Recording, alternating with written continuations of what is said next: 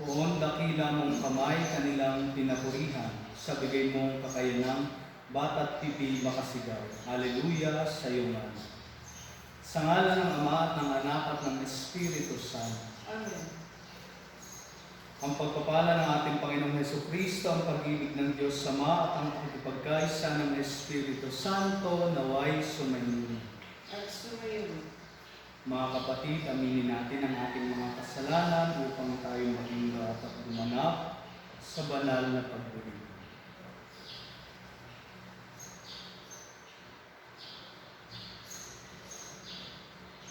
Dasalin natin, inaamin ko sa makapangyarihang Diyos at sa inyo mga kapatid na lubha kong nagkasala sa isip, sa salita at sa gawa at sa aking pagkukulang. Kaya isinasamo ko sa mahal na Birheng Maria, sa lahat ng mga anghel at mga banal, at sa inyo mga kapatid na ako'y panalangin sa Panginoong ating Diyos. Kaawaan tayo ng makapangyarihang Diyos, patawarin tayo sa ating mga kasalanan, at patnubayan tayo sa buhay na walang hanggan. Amen. Panginoon, kaawaan mo kami. Panginoon, kawan mo. Kristo, kaawaan mo kami. Kristo, kawan mo. Panginoon, kaawaan mo kami. Panginoon, kawan mo. Papuri sa Diyos sa kaitaasan at sa lupa'y kapayapaan, sa mga taong kinalulugdan niya. Pinupuri ka namin, dinarangal ka namin, sinasamba ka namin. Ipinagbubunyi ka namin, pinasasalamatan ka namin, dahil sa dakila mong aking kapurihan. Panginoong Diyos, Hari ng langit, Diyos amang makapangyarihan sa lahat. Panginoong Hesukristo, bugtong na anak, Panginoong Diyos, Kordero ng Diyos, anak ng Ama. Ikaw na nag-aalis ng mga kasalanan ng sanlibutan, maawa ka sa amin. Ikaw na nag-aalis ng mga kasalanan ng sanlibutan, tanggapin mo ang aming kainin. Ikaw na naluluklok sa kanan ng Ama, maawa ka sa amin. Sapagkat ikaw lamang ang banal, ikaw lamang ang Panginoon. Ikaw lamang, O Jesucristo, ang kataas-taasan kasama ng Espiritu Santo sa kadakilaan ng Diyos Ama. Amen. Manalangin tayo.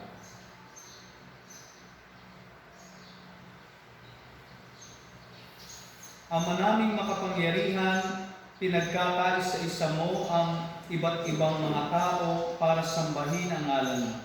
Ang mga isinilang na muli sa tubig ng binyag ay magkaisa nawa sa pananalig at pagkamatapat sa pamagitan ni Jesucristo, kasama ng Espiritu Santo, magpasawalang hanggan. Amen.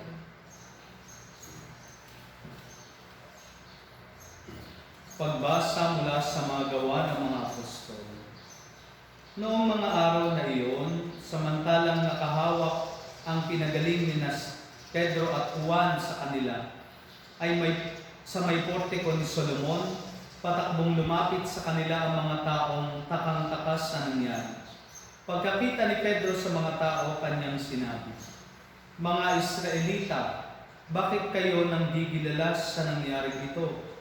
Bakit hindi nyo kami tinitingnan? Bakit nyo kami tinitingnan ng ganyan? Akala ba ninyo'y napalakad namin siya sa pamagitan ng sarili naming kapangyarihan o kaya'y dahil sa aming kabanalan? Ang Diyos ni na Abraham, Isaac at Jacob, ang Diyos ng ating mga ninuno, ang nagbigay ng pinakamataas na karangalan sa kanyang lingkod na si Jesus. Ngunit siya'y binigay ninyo sa may kapangyarihan at itinakwil sa harapan ni Pilato. Gayong ipinasya na nitong palayain siya. Itinakwil ninyo ang banal at matuwid, at isang mamamatay tao ang hiniling ninyong palayain. Pinatay ninyo ang pinagmumula ng buhay, ngunit siya'y muling binuhay ng Diyos, at saksi kami sa mga bagay na ito.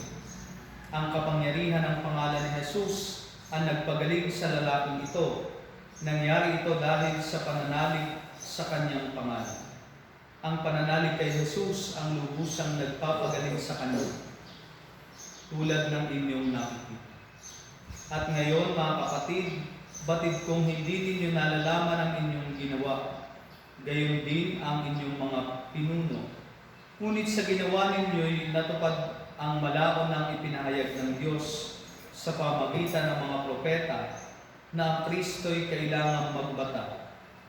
Kaya't magsisi kayo at magbalik loob sa Diyos upang pawiin niya ang inyong mga kasalanan at bigyan kayo ng kaunting panahon ng pamamahinga. At susuguin niya si Jesus, ang Mesiyas na hinirang niya para sa inyo. Siya'y dapat munang manatili sa langit hanggang sa dumating ang panahon ng pagbabago ng lahat ng bagay ayon sa ipinahayag ng Diyos sa pamagitan ng kanyang mga banal na propeta mula pa noon. Sinabi ni Moises, ang Panginoong inyong Diyos ay pipili ng isa ninyong kalahi at gagawing propetang tulad ko. Pakinggan ninyo ang lahat ng sasabihin niya sa inyo, at lahat ng hindi makakinig sa propetang iyon ay ihihiwalay sa bayan ng Diyos at lilipulin. Nagpahayag din tungkol sa mga araw na ito ang mga propeta, mula kay Samuel at lahat ng sumunod sa kanya. Ang mga pangako ng Diyos sa pamagitan ng mga propeta ay para sa inyo, at kasali kayo sa tipang ginawa ng Diyos at ng inyong mga ninuno ng kanyang sabihin kay Abraham. Pagpapalain ko ang lahat ng angkan sa daigdig sa pamagitan ng iyong libro. Kaya tinirang ng Diyos ang kanyang lingkod at siya ay unang sinugo sa inyo upang pagpalain kayo at tulungang tumalikod sa inyong masasamang pamumuhay. Ang salita ng Diyos. Salamat sa Diyos. Maningning ang iyong pangalan, ang iyong ngalan poon sa sangkalupaan. Maningning ang iyong ngalan poon sa sangkalupaan. Ikaw, O poon, Panginoon namin, laganap sa lupa ang iyong luningning. Ano nga ang tao upang iyong alalahanin, ay ano nga siya nasukal mong kalingain. Maningning ang iyong ngalan poon sa sangkalupaan. Nilikha mo siya na halos kapantay ng iyong luningning at kadakilaan. Pinamahala mo sa buong daigdig, sa lahat ng bagay, malaki at maliit. Maningning ang iyong ngalan poon sa sangkalupaan. Mga baka, tupa, hayop na mabangis, at lahat ng ibong nasa himpapawid, at maging sa isda sa lalim ng tubig. Maningning ang iyong ngalan poon sa sangkalupaan. Hallelujah, Hallelujah, Hallelujah. Araw ngayong gawa ng Diyos, magdiwang tayo ng lubos, purihin ang manunubos. Hallelujah, Hallelujah, Hallelujah. Sumainyo ang Panginoon. At sumayon. Ang mabuting balita ng Panginoon ayon kay San Lucas. Papuri sa iyo, Panginoon. Noong panahon iyon, samantalang isinalaysay ng mga alagad ni Jesus ang nangyari sa daan at kung paano nila siyang nakilala nang pagpira-pirasuhin niya ang tinapay, si Jesus ay tumayo sa gitna nila. Sumainyo ang kapayapaan, sabi niya sa kanila. Ngunit nagulat sila, natakot sapagkat akala nila'y multo ang nasa harapan nila. Kaya't sinabi ni Jesus sa kanila, ano't kayo'y nagugulumihanan? Bakit nag-aalinlangan pa kayo? Tingnan ninyo ang aking kamay at paa. Ako nga ito. Hipuin ninyo ako at pagmasdan. Ang multo'y walang laman at buto, ngunit ako'y mayroon, tulad ng nakikita ninyo. At pagkasabi nito, ipinakita niya sa kanila ang kanyang mga kamay at paa. Nang hindi pa rin sila makapaniwala, dahil sa malaking galak at pagkamangha, tinanong sila ni Jesus, may makakain ba riyan? Siya'y binigyan nila ng kaputol ng isdang inihaw. Kinuha niya ito at kinain sa harapan nila. Pagkatapos sinabi sa mga alagad, ito ang tinutukoy ko ng sabihin ko sa inyo noong kasama pa ninyo ako. dapat matupad ang lahat ng nasusulat tungkol sa akin sa kautusan ni Moises, sa mga aklat ng mga propeta at sa aklat ng mga awit. At binuksan niya ang kanilang mga pag-iisip upang maunawaan nila ang mga kasulatan. Sinabi niya sa kanila, ganito ang nasusulat, kinakailangan magbata ng hirap at mamatay ang Mesiyas at muling mabuhay sa ikatlong araw. Sa kanyang pangalan, ang pagsisisi at kapatawaran ng mga kasalanan ay dapat ipangaral sa lahat ng bansa. Magmula sa Jerusalem, kayo ang mga saksi sa mga bagay na ito. Ang mabuting balita ng Panginoon. Pinupuli ka namin, Panginoon sa Kristo.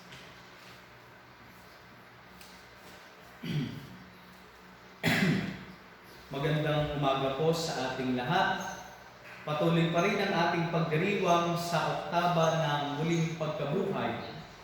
Dala-dala pa rin natin ang galak na bigay ng muling pagkabuhay ni Jesus. Subalit sa ating ebanghelyo ay makikita natin tila ba hindi lang galak, kundi takot din yung makikita nating reaksyon sa mga apostol at mga tagasunod ni Jesus. At siguro po hindi lang sila, tayo rin sigurado ay takot, no? Takot sa multo. Marami nga sa atin ay takot sa dilim, no? Dahil sa ating mga naririnig o karanasan na ng mga multo. At gayon din ang makikita natin sa ating ebanghelyo, na mismong ang mga alagad ay takot sa multo. At kung ating kung babalikan, hindi lamang ito yung pagkakataon na ipinakita ang kanilang pagkatakot sa multo. Kung ating kung babalikan noong pinauna ni Jesus ang kanyang mga alagad na tumawid sa kabilang ibayo at si Jesus noong madaling araw matapos magdasal ay sumunod habang lumalakad sa tubig. Sila din ay sinidhan ng matinding takot dahil inakala nila na ang naglalakad sa ibabaw ng tubig ay isang multo. Subalit sa tagpong ito ay nais ituro ni Jesus ang napakahalagang bagay, na ang kanyang muling pagkabuhay ay hindi pagiging isang espiritu o multo. Batid natin na ang multo ay isa lamang espiritu. Subalit ang muling pagkabuhay na nais ituro sa atin ng Panginoon ay ang pagkabuhay ng kasama ang katawan at kaluluwa. Kaya nga po makikita natin na si Jesus, bagamat siya'y muling nabuhay, ay mayroon pa rin katawan. Subalit hindi nakatulad ng katawang normal na katulad ng sa kanyang mga alagad. Kaya nga po makikita natin na sa kabila ng nakapilid na mga pinto at nakakandado, ay si Jesus ay nakapasok sa silid na kinalalagyan ng mga apostol. At kung ating pong matatanong, ay batid nating hindi lamang si Jesus ang muling nabuhay mula sa kamatayan. Alam natin na si Jesus ay binuhay ang anak ni Jairo, na dalaga. Gayon din, binuhay ni Jesus si Lazaro. Subalit ano ang kaibahan ng pagkabuhay ni Lazaro at muling pagkabuhay ni Jesus? Ito po yung makikita natin, na ang pagkabuhay ni Lazaro at ang pagkabuhay ng anak na babae ni Jairo ay hindi katulad ng muling pagkabuhay ni Jesus. Bagamat nabuhay muli si Lazaro, dumating ang pagkakataon na siya'y muling namatay. Subalit ang muling pagkabuhay ni Jesus ay nagpabago sa kanyang katawan.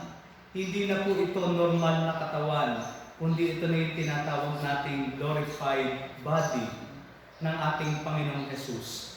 At itinuturo ng ating inang simbahan na ang glorified body ay in a way, perfection ng ating natural na katawan.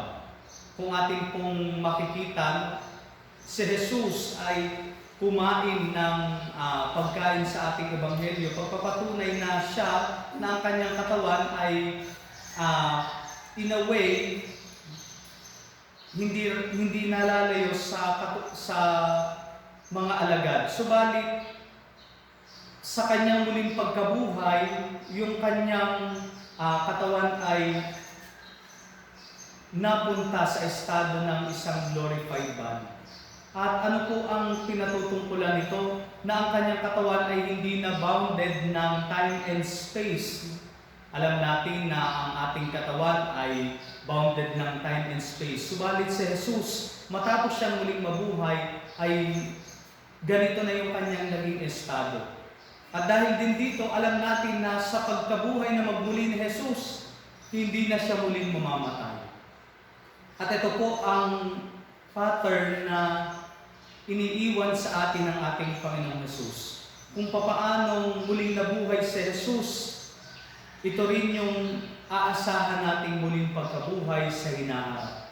Dahil sa muling pagkabuhay ni Jesus, tayo rin sa ating pagkamatay at pagkabuhay, tatamuhin din natin ang parehong presensya na tinamo ni Jesus. Kaya nga kung makikita natin mga kapatid, na sa ating buhay pananampalataya, ito rin yung dapat nating hangarin, dapat nating asamin sa ating buhay. Sa ating unang pagbasa ay ipinahayag ni San Pedro at San Juan kung papaanong ninanais ni Jesus na magkaroon ng pagkakasundo muli ang sangkatauhan sa Diyos. At ito yung hinahangad ni Jesus para sa ating lahat. Sa kanyang muling pagkabuhay, nawa tamuhin natin ang pagkabuhay ni Jesucristo sa ating mga puso at isipan. Sa ating pamamalagi sa ating mga tahanan ngayong panahon ng quarantine, nawa ang muling pagkabuhay ni Jesus ang makita sa ating buong pagkatao, na kung papaanong nagkaroon ng bagong katawan si Jesus, tayo rin ay magkaroon ng bagong buhay. Pagpalain po.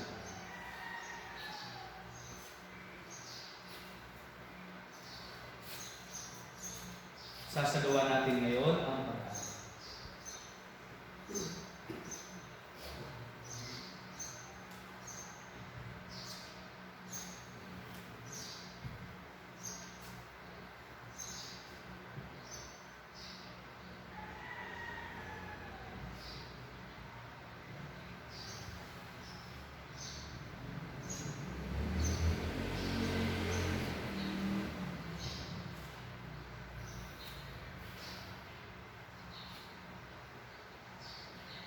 Kapuri-puri ka, Diyos, Amang lumikha sa sanlibutan, sa iyong kagandahang loob, narito ang aming maiaalay. Mula sa lupa at bunga ng aming paggawa, ang tinapay nito para maging pagkain ng bibigay mo. Kapuri-puri ako, may kapal, ngayon at kailanman.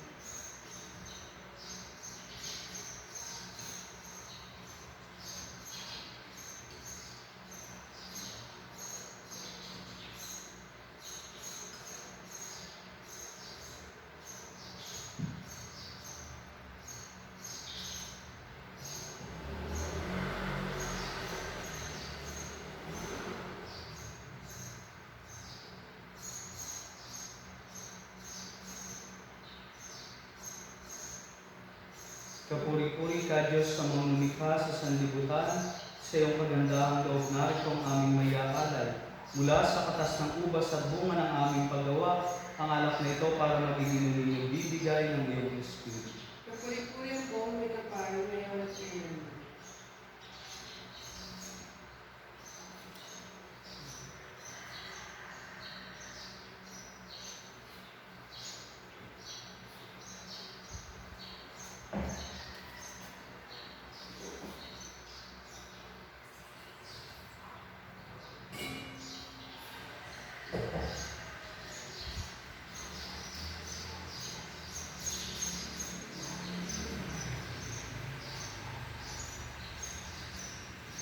Manalangin kayo mga kapatid upang mapaghain natin ay kalugdan ng Diyos, Amang makapangyarihan. Nagpapin nawa ng Panginoon itong pag-aayos kayo mga kamay. Sa kapurihan niya at karangalan sa aming kapaginabangan at sa buong sambayanan niyang ganun. Ama namin lumikha, kalugdan mo tanggapin ang aming mga alay na ngayon inihahain para sa mga hinirang, upang ang mga niloob mong mabinyagan ay magkamit ng iyong tulong ngayon at kailanman. Sa pamagitan ng Jesucristo, magpasawalang hanggan. Amen.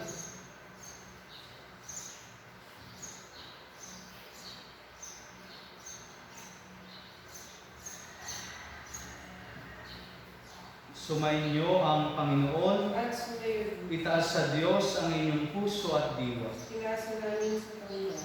Pasalamatan natin ang Panginoong ating Diyos. Marapat mo siya ay pasalamat. Ama naming makapangyarihan, tunay ng marapat na ikaw ay aming pasalamatan. Lalo ngayong ipinagdiriwang ang paghahain ng Mesiyas, ang maamong tupa na tumubos sa aming lahat. Ang iyong anak na minamahal ay naghain ng sarili ng buhay. Siya ang tupang maamong umako sa kaparusahan upang mapatawad ang kasalanan ng sanlibutan. Sa pagkamatay niya sa banal na krus, ang kamatayan namin ay kanyang nilupig. Sa pagkabuhay niya bilang manlubos, pag-asa at pagkabuhay ay aming nakamit. Kaya kaisa ng mga anghel na nagsisiawit ng papuri sa iyo, nang walang humpay sa kalangitan, kami nagbubunyi sa iyong kadakilaan. Santo, Santo, Santo, Panginoong Diyos ng mga upo, napupuno ang langit at lupa ng kadakilaan mo. Hosana, Hosana, Hosana sa kaitaasan. Hosana, Hosana, Hosana sa kaitaasan. Pinagpalang na paririto sa ngalan ng Panginoon.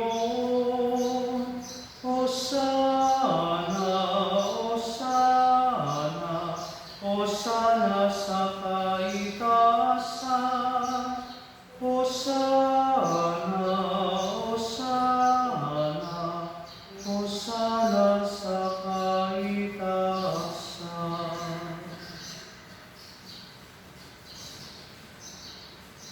Ama naming banal, ikaw ang bukal ng tanang kabanalan. Kaya't sa pamagitan ng iyong Espiritu, gawin mong banal ang mga kaloob na ito upang para sa amin maging katawan at dugo ng aming Panginoong Hesukristo. Bago niya pinagtiis ang pusang loob na maging handog, hinawakan niya ang tinapay. Pinasalamatan kaniya, iniabot sa kanyang mga alagad at sinabi, tanggapin ninyong lahat ito at kanin. Ito ang aking katawan na ihandog para sa inyo.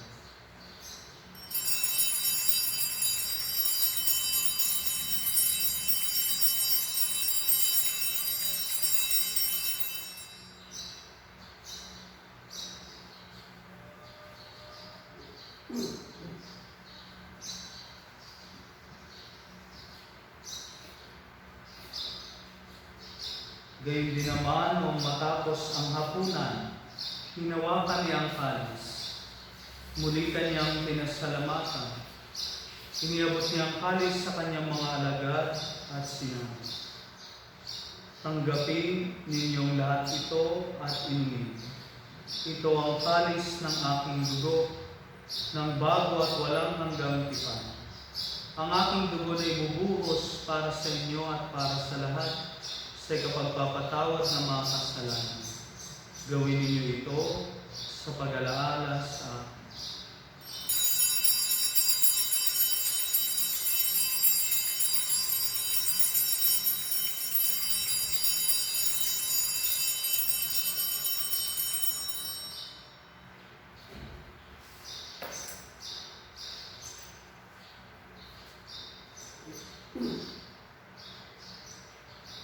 Ipagbunyi natin ang misteryo ng pananampalataya. Si Kristo'y namatay, si Kristo'y nabuhay, si Kristo'y babalik sa wakas ng panahon. Ama, ginagawa namin ngayon ang pag-alala sa pagkamatay at muling pagkabuhay ng iyong anak, kaya tiniaalay namin sa iyo ang tinapay na nagbibigay buhay at ang kalis na nagkakaloob ng kaligtasan. Kami nagpapasalamat dahil kami yung minarapat na tumayo sa harap mo para maglingkod sa iyo. Isinasamo namin kami magsasalo-salo sa katawan at dugo ni Kristo ay mabuklod sa pagkakaisa sa pamagitan ng Espiritu Santo. Ama, lingapin mo ang iyong simbahang laganap sa buong daigdig. Puspusin mo kami sa pag-ibig. Kaysa ni Francisco na aming Papa, ni Buenaventura na aming Obispo at ng Tanang Kaparihan. Alalahanin mo rin ang mga kapatid naming nahimlay na may pag-asang sila'y muling mabubuhay, gayon din ang lahat ng mga pumanaw. Kaawaan mo sila at patuloyin sa iyong kaliwanagan. Kaawaan mo at pagindapatin kaming lahat na makasalo sa iyong buhay na walang wakas.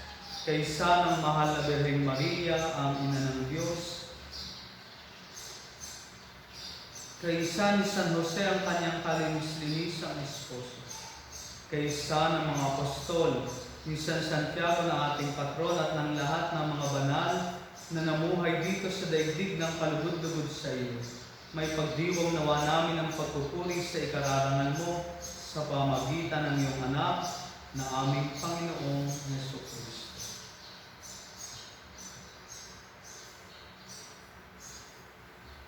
Sa pamagitan ni Kristo, kasama niya at sa Kanya, ang lahat ng parangal at papuri ay sa iyo, Diyos amang makapangyarihan, kasama ng Espiritu Santo, magpasawalang hanggan. Amen.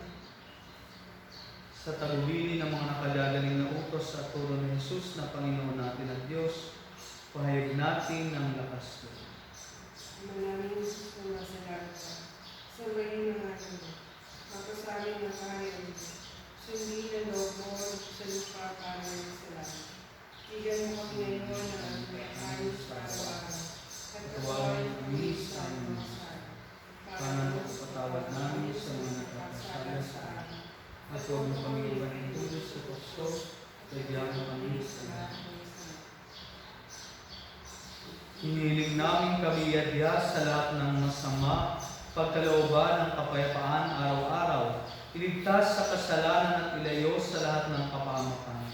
Samantalang aming pinananabikan ang dakilang araw ng pagpapahayag ng tagapagligtas namin si Jesucristo. Sapagkat iyo ang kahayaan at kakapangyarihan at kakapulihan magpakailanman. Amen. Panginoong Jesucristo, sinabi mo sa iyong mga apostol, kapayapaan ang iniiwan ko sa inyo. Ang aking kapayapaan ang ibinibigay ko sa inyo. Tungayan mo ang aming pananampalataya at huwag ang aming pagkakasala. Pagkalooban mo kami ng kapayapaan at pagkakaisa ayon sa iyong kalooban, kasama ng Espiritu Santo, magpasawalang hanggan. Amen. Ang kapayapaan ng Panginoon ay laging sumainyo. At sumayon. Magbigay kayo ng kapayapaan sa isa't isa.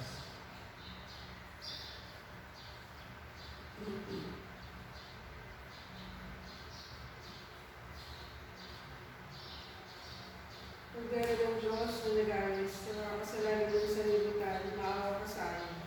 Pagdara ng Diyos na nag-alis sa mga kasalanan ng sanlibutan, maawa ka sa amin. Pagdara ng Diyos na nag-alis sa mga kasalanan ng sanlibutan, ipagkaloob mo sa amin ang kapayapaan.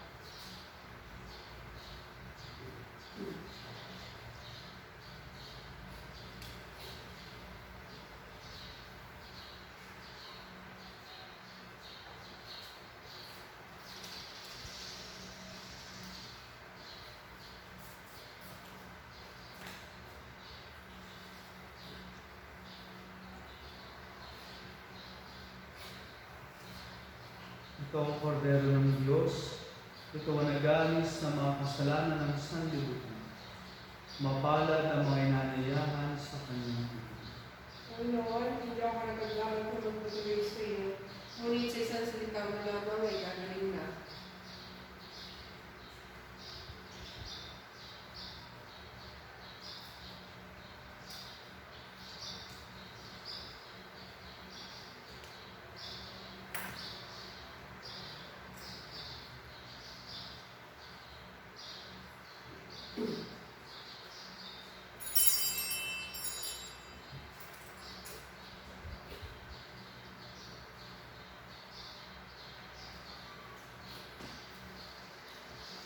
Haleluya ang ihandog ng bayang tinubos. Sa lahat sabihing lubos, tayo sa dilim tinubos, nang sa ilaw niya'y umabot.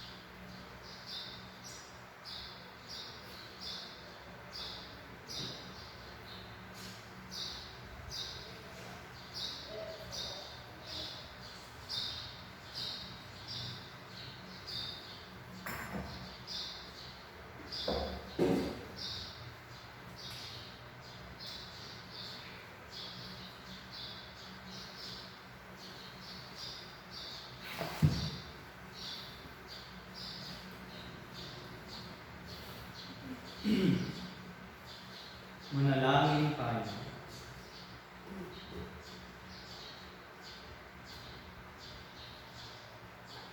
Ama naming mapagmahal, sa aming mga pagluhod ay iyong pakinggan para sa pagkakamit ng iyong tulong sa amin araw-araw at para sa pagkakaloob ng ligayang walang katapusan na pawang idinudulot ng banal na pakutinabang sa pagdiriwang ng pagpapalitan ng iyong bigay at aming alay sa pamagitan ng Jesucristo kasama ng Espiritu Santo magpasawalang hanggan. Amen.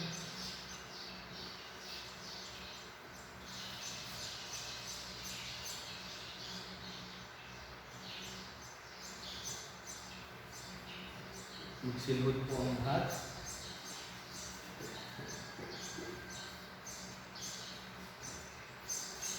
Panalangin kay San Santiago Apostol.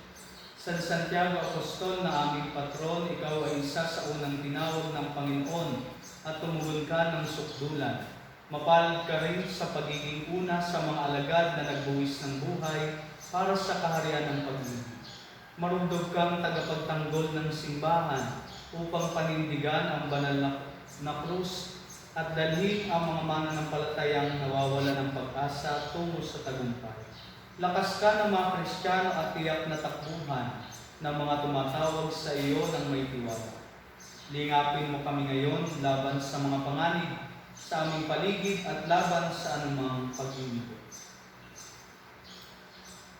Manalangin tayo. Diyos na makapangyarihan at mawain, humirang ang iyong anak na si Jesucristo ng 12 alagad upang ipalaganap ang mabuting balita sa sansinukoy.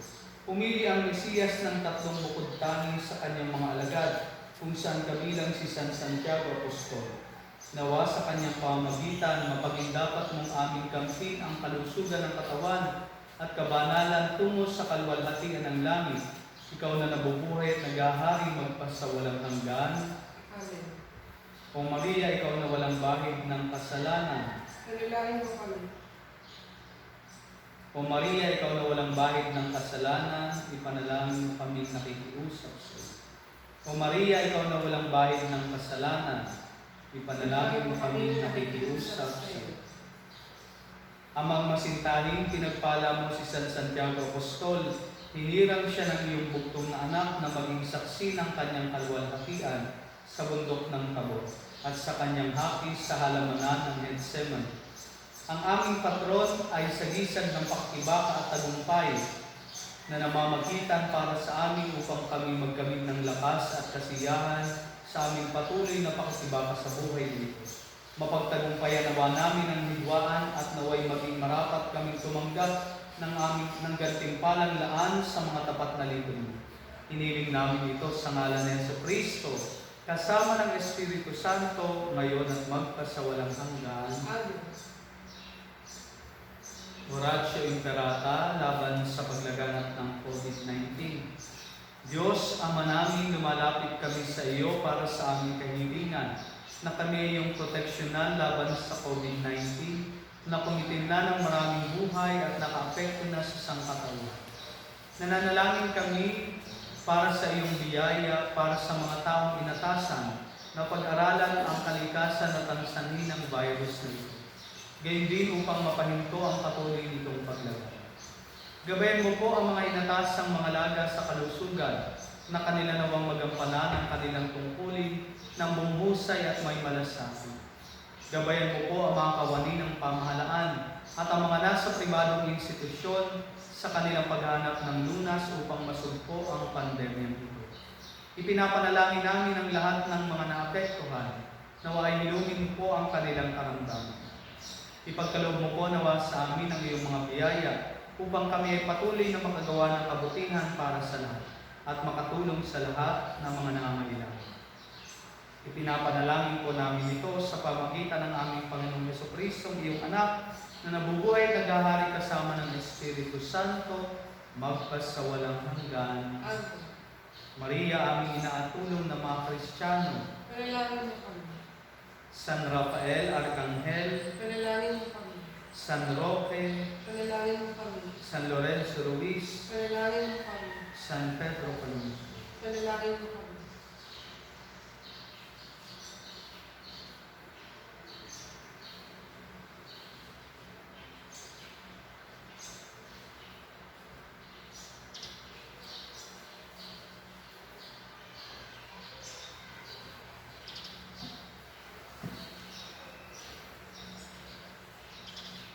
Sumainyo ang Panginoon At sumayon. at away pagpalain kayo ng ating dakila at makapangyarihang Diyos, ang Ama at Anak at Espiritu Santo.